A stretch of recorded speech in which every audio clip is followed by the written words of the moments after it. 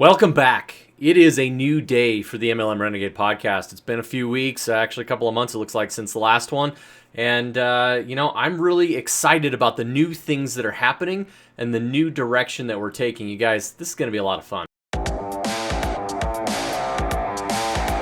So here's the million-dollar question.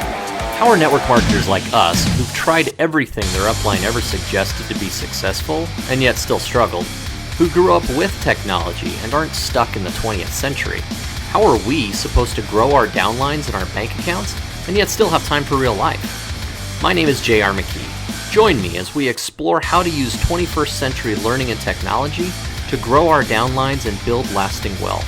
Simply put, this is MLM done different. Welcome to MLM Renegade.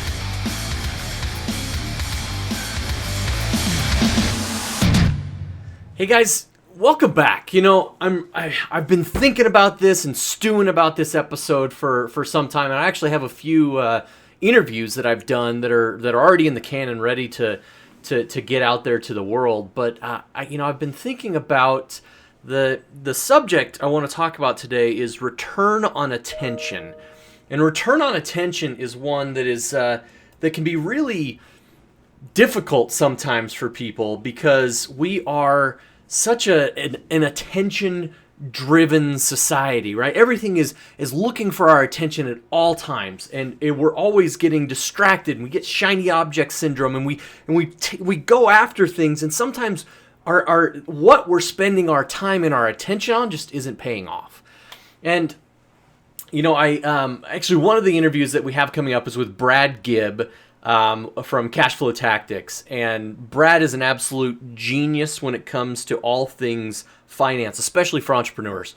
And he turned me on to this idea of return on attention and what we do on a regular basis and how it affects us in this aspect. So let me define return on attention for you. It's literally like, what are you getting out of the things that you're spending your time thinking about? Okay? So let me rephrase that. What's the benefit to you from the time that you spent worrying or thinking about a particular issue or problem? In our family, we've been dealing with some consumer debt that thankfully recently we were able to get paid off. And that was a huge burden lift from our shoulders, and really from my wife specifically, as she is the one paying most of the bills on a day in, day out basis.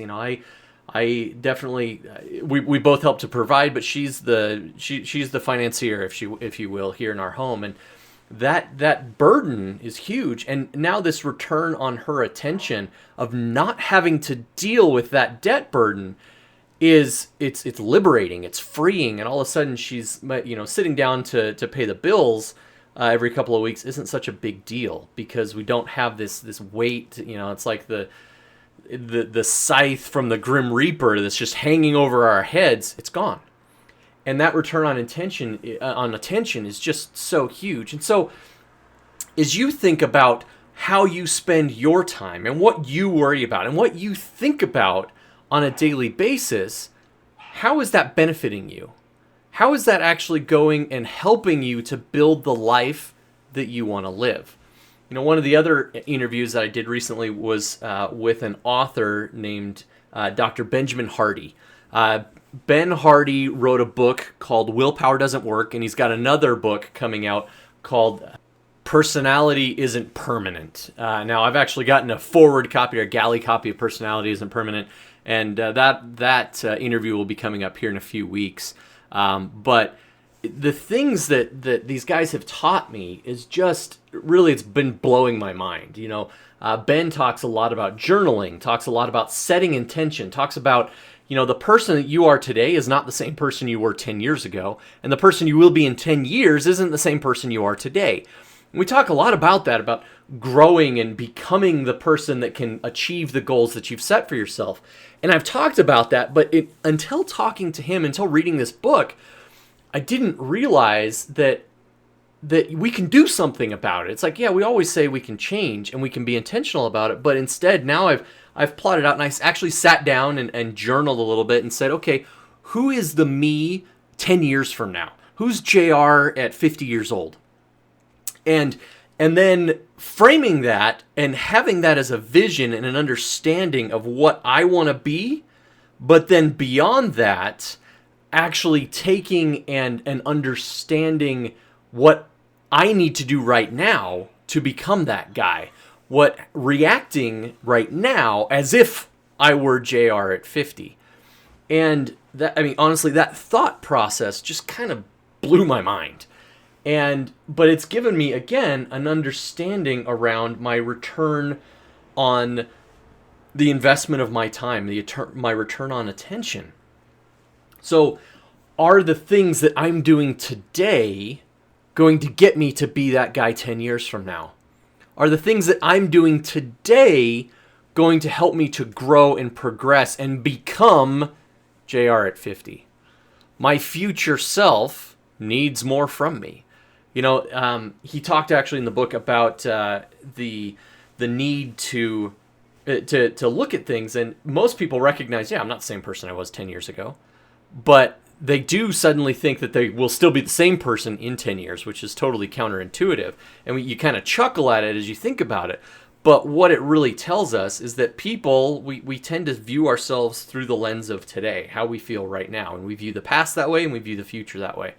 And I don't want to delve too far into it because it's got a great interview with Dr. Hardy. But the point of it is, we can get more from ourselves when we think about the way that where we're putting our attention. You know, it has become an attention economy. Lots of people, especially in digital marketing, will talk about this as trying to get attention. You know, it used to be that the average attention span was, minutes long, and now it's like the attention span of a goldfish.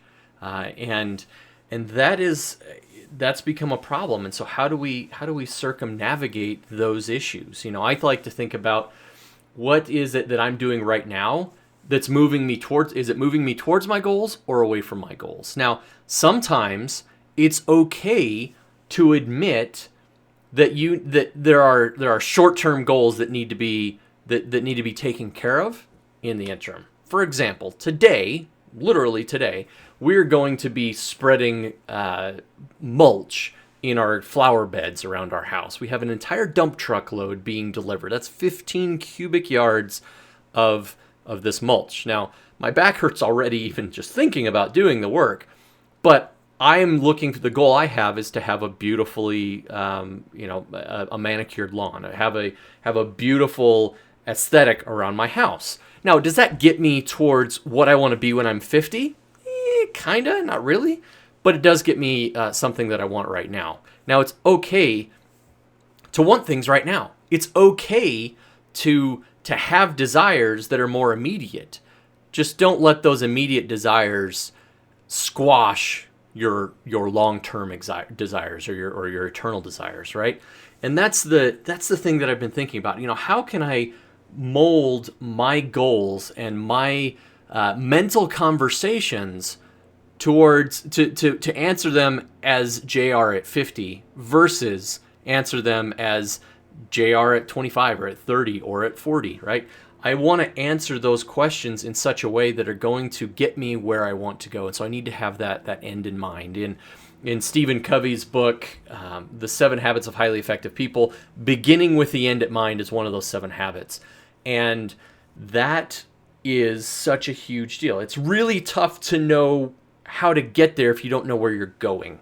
And it's really tough to know where you're going if you haven't plotted out something to get there. And it's a lot easier to understand, okay, I need to go to the store. Okay, well, that store is 1.5 miles away down the street. Okay, well, I'm beginning with the end in mind.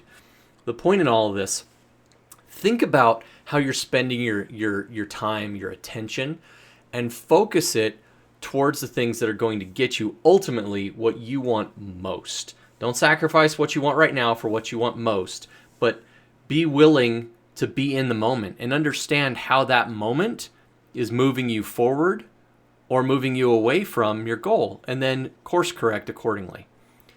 That's the message. That's the goal. That's what we need to do. Guys, we're going to have a lot of different things coming at us here from MLM Renegade. I'm really excited. I am committed to getting this podcast back to a more consistent delivery. So it will continue to be as it has been Wednesdays at 2 o'clock, although today is Friday and I'm launching this immediately because I need to get it out the door. Brad Gibb will actually be on Wednesday at 2 p.m. And then we've also got Jim Edwards, who is a copywriting mastermind, who will be coming in the weeks to come as well. Also got interviews scheduled with Stephen Larson, Catherine Jones. We're going to do a lot of cool things, and I want to bring this community together. I want to bring this renegade idea to where we can actually build out our business. I'm also going to be giving away some books. Traffic Secrets from Russell Brunson, which is just recently launched. I've got a few extra copies, and I'm going to give them away for a listener. So if you want a copy of that, email me, jr@mlmrenegade.